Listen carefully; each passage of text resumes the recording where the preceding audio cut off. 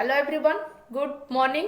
और मैं आपके सामने लाइव हूँ और बुक रीडिंग का वर्क हम शुरू करने जा रहे हैं। हमारा लेसन 29 तक हो चुका था, जिसमें हमने कल सीखा सेल में किस तरह ग्राहक को अपनी मदद करने दे। और आज हम लेसन 30 किस तरह मैं नए ग्राहक को खोजता हूँ और पुराने ग्राहकों को उत्साहित करता हूँ। तो आज हम ग्राहकों को खोजना और पुराने ग्राहकों को उत्साहित करने के बारे में सीखेंगे। तो चलिए मैं शुरू करने जा रही हूँ। कुछ समय पहले मैंने यह हिसाब लगाया कि मैंने अपने जीवन में कितनी गाड़ियां खरीदी थी। मैं यह जानकर आश्चर्यचकित हुआ कि मैंने लगभग 33 कारें खरीदी थी। अब मैं आपसे एक सवाल पूछना चाहता हूँ। आपके अनुमान से कितने सेल्समैनों ने मुझे यह 33 कारें बेची होंगी? पूरे 33 सेल्समैनों ने। क्या यह आश्चर्यजनक नहीं है? जहां तक मुझे याद है, किसी भी सेल्समैन ने दोबारा मुझसे संपर्क करने की कोशिश नहीं की। जब तक मैंने कार नहीं खरीदी थी तब तक तो यह लोग मुझ में बहुत रुचि ले रहे थे, परंतु कार बेचने के बाद उनसे यह तक नहीं बना कि मुझे फोन लगाकर यह पता करे कि सब कुछ ठीक तो है। जैसे ही मैंने पैसा दिया और उन्हें उनका कमीशन मिला, वे एक तरह से अचानक इस धरती से ही गायब हो गए। क्या यह असामान्य है? सुनिए, मैंने पूरे देश में 15,000 श्रोताओं से पूछा है कि क्या किसी और को इस तरह का अनुभव हुआ है, और इसके जवाब में उनमें से आधे से अधिक ने अपने हाथ तत्काल खड़े कर दिए हैं। क्या इससे यह सिद्ध होता है कि कार बेचना दूसरी चीजों की सेलिंग से अलग है? क्या कार के सेल्समैन के लिए लाभकारी होता है कि वह अपने ग्राहक को भूल जाए और अपने पूरे समय को नए ग्राहकों को तलाशने में ही लगाए? यहाँ पर वह सूत्र वाक्य दिया जा रहा है जो एक बड़े सेल्स संगठन ने अपने सेल्समैनों को दिया है। कभी भी किसी ग्राहक को मत भूलो, ना ही ऐसा होने दो कि ग्राहक को आप भूल जाएं।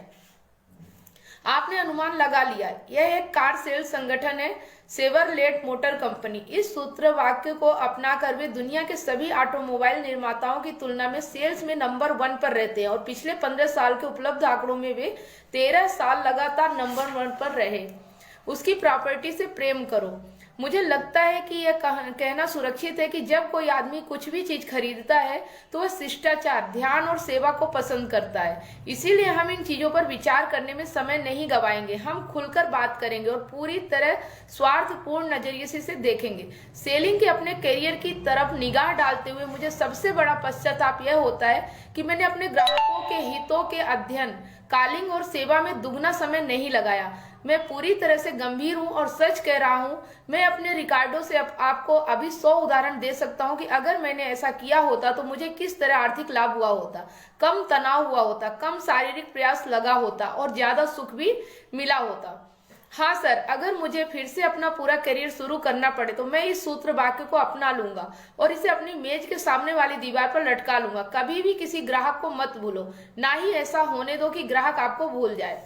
सालों पहले मैंने एक बड़ा घर खरीदा। मुझे वह जगह बहुत पसंद थी, परंतु इसकी लागत इतनी थी कि जब सौदा पक्का हो गया तो मैं सोच रहा था कि कहीं मैंने गलती तो नहीं कर दी। इसलिए मैं चिंता में पड़ गया। जब हम अपने नए घर में रहने आ गए, उसके 2-3 सप्ताह बाद हमारे रियल एस्टेट ब्रोकर ने मुझे फोन किया और कहा कि वह मुझसे मिलने आना चाहता है। यह शनिवार की सुबह की बात थी। जब वह आया तो मैं जिज्ञासु था। वह बैठ गया और उसने मुझे इस बात की बधाई दी कि मैंने इतनी अच्छी प्रॉपर्टी खरीदी है। फिर उसने मुझे उस जगह के बारे में कई बातें बताई और आसपास के इलाके के बारे में कुछ रोचक ऐतिहासिक तथ्य भी बताए। बाद में वह मुझे उस इलाके में घुमाने ले गया और उसने मुझे कई अच्छे घर और उनके मालिकों के नाम बताए। उनमें से कुछ लोग बहुत ही महत्वपूर्ण लोग थे। उसने मुझे गर्व का एहसास कराया।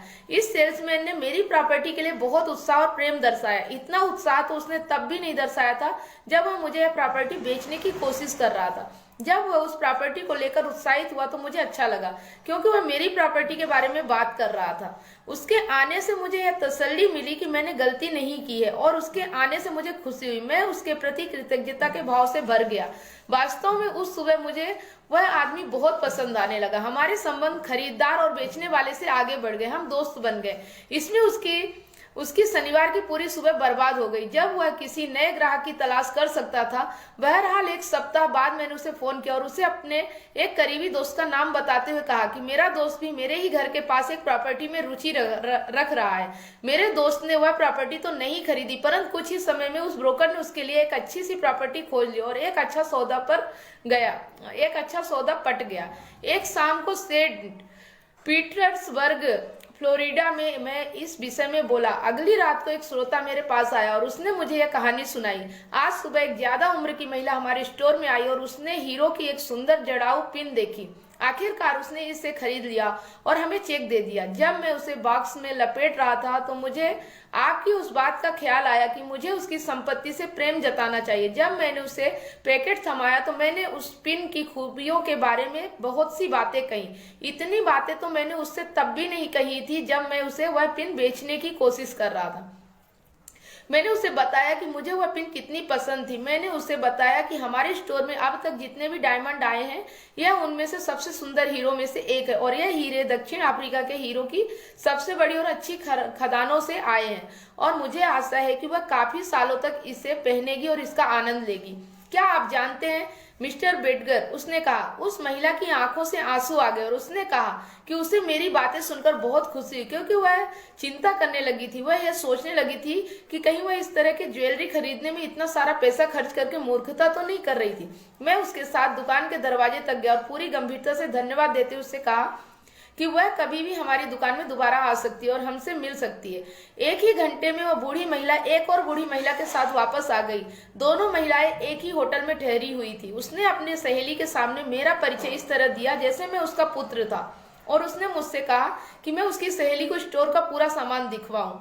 दूसरी महिला ने पहली महिला जितनी महंगी चीज तो नहीं खरीदी, परंतु उसने कुछ सामान तो अवश्य खरीदा और जब मैं सामने वाले दरवाजे तक उन्हें छोड़ने गया तो मैं जानता था कि मैंने दो अच्छे नए दोस्त बना लिए हैं। आपको पता ही नहीं चलता कि कब कौन आपकी थाह ले रहा है।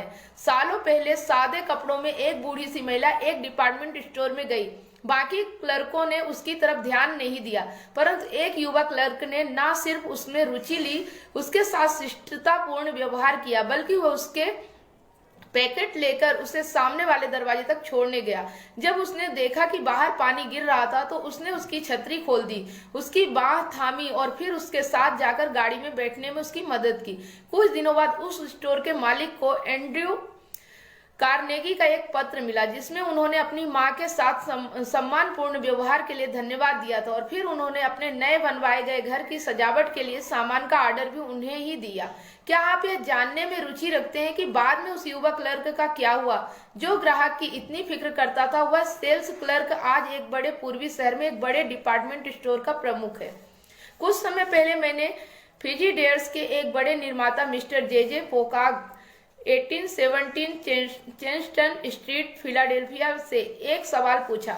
नए बिजनेस का आपका सबसे अच्छा स्रोत क्या है? मिस्टर पेकाक ने मेरे सवाल का बहुत ही संक्षिप्त जवाब दिया, हमारे ग्राहक। फिर उसने कुछ और कहा जिसे मैं कभी नहीं भूल पाऊंगा और उसने अपनी बातों के समर्थन में इतने प्रेरक तर्क दिए कि मैं अगले दिन ही एक प्रयोग करने में जुट गया कि यह मेरे लिए कितना काम करता है। इसने जादू की तरह काम किया, यह हमेशा काम करता है, यह असफल हो ही नहीं सकता। मिस्टर पोकाक ने मुझसे कहा था, नए ग्राहक नए बिजनेस के सबसे अच्छे स्रोत होते हैं। नए ग्राहक, मैंने उनसे इसका कारण पूछा। उन्होंने कहा, नए ग्राहक अपनी नई खरीदारी को लेकर उत्साही और खुश होते हैं, खासकर तब जब वे उस सामान का इस्तेमाल पहली बार कर रहे हों। आमतौर पर वे इसे लेकर रोमांच और गर्व का अनुभव करते हैं। वे अपने दोस्तों और पड़ोसियों को इसके बारे में बताने के लिए व्याकुल रहते हैं। जब हमारे बिजली के सामान को लगे एक सप्ताह के लगभग हो जाता है तो हमारे सेल्समैन कर्टसी कॉल पर जाते हैं। सेल्समैन यह पता लगाता है कि नए ग्राहक का फ्रिज या उसने जो भी सामान लिया हो वह ठीक तरह से काम तो कर रहा है। वह सुझाव देता है और मदद या सेवा का प्रस्ताव रखता है। आपको किसी और की तुलना में नए प्रयोग करने वालों के प्रचार से अधिक संभावित ग्राहक मिल सकते हैं। मिस्टर पोकाक ने मुझे उन सर्वेक्षणों के बारे में बताया जो उसकी कंपनी देश के विभिन्न हिस्सों में कर रही थी। परिणाम हमेशा वही निकले। उदाहरण के तौर पर एक मध्य पश्चिमी शहर में 55 नए ग्राहकों से सवाल किए गए और उनमें से यह पता चला कि सेल्समैनों ने न केवल 17 को ही कर्टसी कॉल किए थे, उन 17 लोगों में से 8 ने सेल्समैनों का संभावित ग्राहकों के नाम दिए और इस वजह से उनका $1500 का सामान और बिक गया। सिर्फ शिष्टाचार दिखाने से तत्काल $1500 का नया बिजनेस मिल गया। परंतु इस बारे में सुने, अगर सभी 55 नए मालिकों को तत्काल फॉलोअप कॉल की होती तो क्या हुआ होता? इसका हिसाब लगाए। 1500 भागे 17, काल बराबर $90 प्रति काल। $90 गुणे 55 बराबर $4900 मिस्टर पोकॉक ने कहा, अनुभव ने हमें यह सबक सिखाया है, जब भी किसी को सामान बेचो तो उसे मत भूलो। उसने मुझे एक और महत्वपूर्ण तथ्य बताया, हमारे आधे से ज्यादा ग्राहक हमें बताते हैं कि किसी दोस्त या रिश्तेदार के कहने पर उन्होंने उस सामान को खरीदने में रुचि ली। मिस्टर पोकॉक ने मुझे जो अंतिम बात कही वह यह थी, अगर आप अपने ग्राहकों का ध्यान रखेंगे तो आपके ग्राहक आपका ध्यान रखेंगे। कई सालों तक मैं एक पत्र को अपनी जेब में रखे रखे घूमता था। इससे मुझे हमेशा कहीं न कहीं एक या इससे अधिक लीड मिल जाती है। इसमें थोड़ा सा हेर फेर करके शायद आप भी इसका प्रयोग कर सकते हैं। Mister William R Jones, real estate trust building, Philadelphia. प्रिय बिल, मैं चाहता हूं कि आप फ्रैंक वेटगर से मिलें। मेरे विचार से वे फिलाडेल्फिया के सबसे योग्य लाइफ इंश्योरेंस सेल्समैनों में से एक हैं। मुझे उन पर पूरा विश्वास है और मैंने उनके सुझावों पर अमल किया है। शायद आप अभी जीवन बीमे के बारे में ना सोच रहे हो, परंतु मैं जानता हूं कि आपको मिस्टर वेटगर की बातें सुनकर लाभ होगा, क्योंकि उनके पास बहुत रचनात्मक विचार और सेवाएं हैं जो आपको और आपके परिवार के लिए लाभकारी सिद्ध होगी। आपका बाप। मैं आपको उदाहरण दूं कि मैंने कुछ समय पहले इस पत्र का किस तरह प्रयोग किया। मैंने हाल ही में अखबार में पढ़ा कि मेरे एक मित्र मर्फी प्रसिद्ध बिल्डिंग कॉन्ट्रैक्टर क्यूगले कंपनी को एक नया काम मिला। 20 मिनट में ही मैंने उससे फोन किया और उससे अपॉइंटमेंट मांगा। जब मैं मिस्टर क्यूगले के ऑफिस में पहुंचा तो मेरे लिए यह आसान था कि मैं एक बड़ी खुशादिल मुस्कान देकर उससे कहूं, बधाइयां बॉब। जब मैंने उससे हाथ मिलाया तो उसने पूछा, किस बारे में? मैंने कहा, मैंने आज सुबह के इंक्वायरर में पढ़ा था कि आपको यूजीआई बिल्डिंग के नए निर्माण का कॉन्ट्रैक्ट मिल गया है। अरे धन्यवाद, वह मुस्कुराया। क्या वह खुश हुआ? वह खुश क्यों नहीं होता? मैंने उससे पूछा कि वह इस बारे में बताए। फिर मैं सुनता रहा। आखिरकार मैंने कहा, देखो बाप, आपने टेंडर भरने में अपने शायद कई सब कॉन्ट्रैक्टर्स से टेंडर मंगाए होंगे, नहीं क्या? बिल्कुल, उसने जवाब दिया। मेरा इंट्रोडक्शन का लेटर बाहर निकल आया। उसे वह पत्र थमाते हुए मैंने कहा, बॉब, आपने यह काम शायद उन लोगों को पहले ही दे दिया होगा जिनके कोटेशन कम थे, नहीं क्या? उसने मुस्कुराते हुए कहा, हाँ, कुछ को तो दे दिया है। जब उसने पत्र को पूरा पढ़ लिया तो उसने पूछा, आप मुझसे क्या चाहते हैं? क्या मैं अपने लेटर हेड पर इन लोगों के नाम यह पत्र लिख दूं? मैं जब उस ऑफिस से बाहर निकला तो मेरे पास 4 इंट्रोडक्शन लेटर्स थे जो प्लम्बिंग, हीटिंग, इलेक्ट्रिकल और पेंटिंग कॉन्ट्रैक्टर्स के नाम थे। इंट्रोडक्शन लेटर्स देना हर आदमी के लिए हमेशा आसान नहीं होता, इसलिए मैं अपने साथ एक 4x2.5 का कार्ड रखता हूँ। तो इस तरह से दिखता है। किस तरह मैं नए ग्राहकों को खोजता हूँ, इसके लिए ये लेटर है जो इसको मैं और आगे पढ़ने जा रही हूँ। थोड़ा सा ये बड़ा हो सकता है, लंबा है आज का चैप्टर, तो आप लोग धैर्य से आगे सुनते रहिए। मेरा मित्र कार्ड के ऊपरी हिस्से पर संभावित ग्राहक के नाम लिखता है और कार्ड के निचले हिस्से पर अपने नाम के हस्ताक्षर कर देता है। अगर वह झिझकता है तो मैं कहता हूँ, देखिए, अगर आपका दोस्त यहाँ पर बैठा होता तो क्या आप मेरा परिचय देने में हिचकते? आमतौर पर वह कहता है, नहीं, बिल्कुल नहीं। फिर वह कार्ड को भर देता है। कई बार वह मुझे कई कार्ड दे देता है। कभी कभार लोग मुझे किसी का नाम सुझाने से इनकार कर देते हैं। 1 साल पहले मेरे एक शख्स ग्राहक ने मुझे इस तरह का जवाब दिया, मैं आपको अपने सबसे बड़े दुश्मन के पास भी नहीं भेजूंगा। मैंने पूछा, क्यों? उसने कहा, देखो वेटगर, मैं बीमा वालों से नफरत करता हूँ। मैं उन्हें यहाँ देखकर चिढ़ जाता हूँ। अगर कोई यहाँ आए और मुझसे कहे कि मेरे किसी दोस्त ने उसे भेजा है तो मैं बुरी तरह गुस्सा हो जाऊंगा और मैं उस आदमी को फोन करूंगा जिसने उसे भेजा है और मैं उसे अपने दिल की भावनाएं बता दूंगा। और किसी भी आदमी को मैं बर्दाश्त कर सकता हूँ, परंतु बीमे वाले आदमी को कतई नहीं। यह बहुत ही निष्ठुर सच्चाई थी, परंतु मैं फिर भी किसी तरह मुस्कुराया और मैंने कहा, ठीक है मिस्टर ब्लैंक, मुझे लगता है कि मैं आपकी भावनाएं समझता हूँ। मैं आपको बता दूं कि मैं क्या करूंगा। मुझे अपने किसी ऐसे परिचित का नाम बता दे जिसकी उम्र 50 वर्ष से कम हो और जो पैसे वाला हो। मैं आपसे वादा करता हूँ कि मैं इस बात का जिक्र नहीं करूंगा कि आपने मुझे उसके पास भेजा है। उसने कहा, ठीक है, इस आधार पर अगर आप मिल सकते हो तो कैराल जिगलर से मिल सकते हैं। उसकी उम्र 41 साल है। वह बेहद सफल है और वह सर्जिकल यंत्रों का निर्माता है। उसका पता है 918 एंड 19 बी स्ट्रीट, मैंने उसे इस जानकारी के लिए धन्यवाद दिया और एक बार फिर यह वादा किया कि मैं उसके नाम का प्रयोग नहीं करूंगा। मैं सीधे मिस्टर जिगलर के प्लांट पहुंच गया। अंदर जाकर मैंने कहा, मिस्टर जिगलर, मेरा नाम बेटगर है, मैं लाइफ इंश्योरेंस बिजनेस में हूँ। एक साझा दोस्त ने मुझे आपका नाम इस शर्त पर सुझाया है कि मैं उसके नाम का जिक्र नहीं करूंगा। उन्होंने मुझे बताया है कि आप बहुत सफल हैं और आप अच्छे से बात करते हैं। क्या आप अभी मेरे लिए 5 मिनट का समय निकाल सकते हैं या फिर मैं किसी और समय आऊं? आप मुझसे किस बारे में बात करना चाहते थे? उसने पूछा। आपके बारे में, मैंने जवाब दिया। मेरे बारे में क्या? अगर आप बीमे के बारे में बात करना चाहते हैं तो उसमें मेरी कोई रुचि नहीं है। कोई बात नहीं मिस्टर जिगलर, मैंने कहा, मैं आपसे आज बीमे के बारे में बात नहीं करना चाहता। क्या मैं आपके 5 मिनट ले सकता हूँ? उसने मुझे ठीक 5 मिनट दिए। इतने समय में मैं उससे वह सारी जानकारी लेने में कामयाब हो गया जो मुझे चाहिए थी। मैंने तब से मिस्टर जिगलर को 3 बार बेचा है, जो कुल मिलाकर काफी अच्छा बिजनेस साबित हुआ है। यह एक अजीब बात है, हम लोग अच्छे दोस्त बन चुके हैं, परंतु एक बार भी उसने यह नहीं पूछा कि मुझे उसके पास किसने भेजा था। किसी बताई गई लीड के पास जाने का सबसे अच्छा समय कौन सा है? 6 दिन के भीतर या 6 सप्ताह में? मैंने पाया है कि 6 मिनट सबसे अच्छा समय रहता है, या मैं जितनी जल्दी वहां पहुंच सकता हूँ। नई लीड बहुत ही गर्मा गर्म होती है। जब यह लीड गर्म हो तब अगर मैं तत्काल वहां नहीं पहुंचूं तो मैं इसे अपनी फाइलों में कहीं गुमा दूंगा और मैं उसमें रुचि गवा दूंगा। जब मैं बाद में अपनी फाइल से बाहर निकालकर देखूंगा तो जैसा मेरी कंपनी के सबसे अच्छे युवा सेल्समैनों में से एक जॉन लार्ड कहते हैं, यह एक बासी ब्रेड के टुकड़े की तरह दिखती है।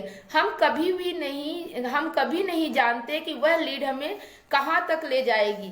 कई बार लीड देने वाले दोस्त को टाइमिंग संबंधी ऐसी जानकारी होती है जो हमें बताने की स्थिति में नहीं होता। सराहना। इस शिष्टाचार को भी मैं उतना ही महत्वपूर्ण मानता हूँ जितना कि नाम को हासिल करना, चाहे जो हो, अच्छा या बुरा। मैं हमेशा उस दोस्त को बताता हूँ जिसने मुझे लीड दी थी।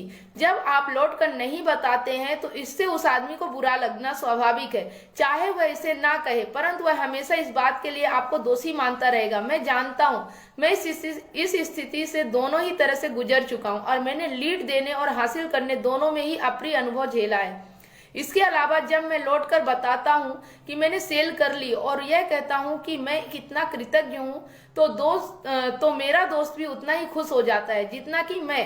अगर मैं सेल करने में सफल नहीं होता तो मैं लौटकर बताता हूँ कि क्या हुआ था। यह आश्चर्यजनक है कि इसके बाद वह अक्सर मुझे कोई और लीड दे देता है और जो बेहतर साबित होती है।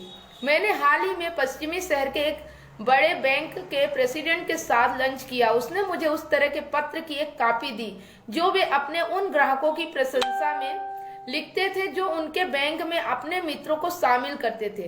प्रिय मिस्टर ब्राउन, मैं आपको बताना चाहता हूं कि हम आभारी हैं कि आप मिस्टर स्मिथ को हमारे बैंक में लाए। आपने मिस्टर स्मिथ और अन्य मित्रों को फर्स्ट नेशनल बैंक में लाकर जिस मित्रता और सहयोग की भावना का परिचय दिया है उससे हमें काफी खुशी हुई है। आप और आपके दोस्त हमसे जिस तरह की सेवा चाहेंगे उसे करने के लिए आप हमें हमेशा उत्साहित पाएंगे। आपका जो भी नाम है।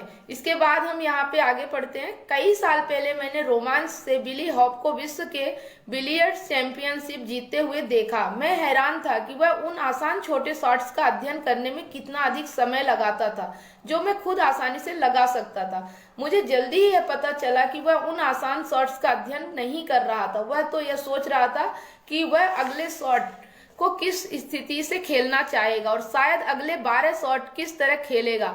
हॉप का प्रतिद्वंदी भी उतना ही अच्छा शॉट लेने वाला नजर आता था, परंतु अक्सर ऐसा होता है कि अगले शॉट्स के लिए उसकी स्थिति उतनी अच्छी नहीं होती थी। अब मैं इस बात को बेहतर समझ सकता हूँ कि किस तरह उसके लिए संभव हो सका कि वह बिलियर्ड्स में 15 मिलियन पॉइंट हासिल करके विश्व का अविश्वसनीय कीर्तिमान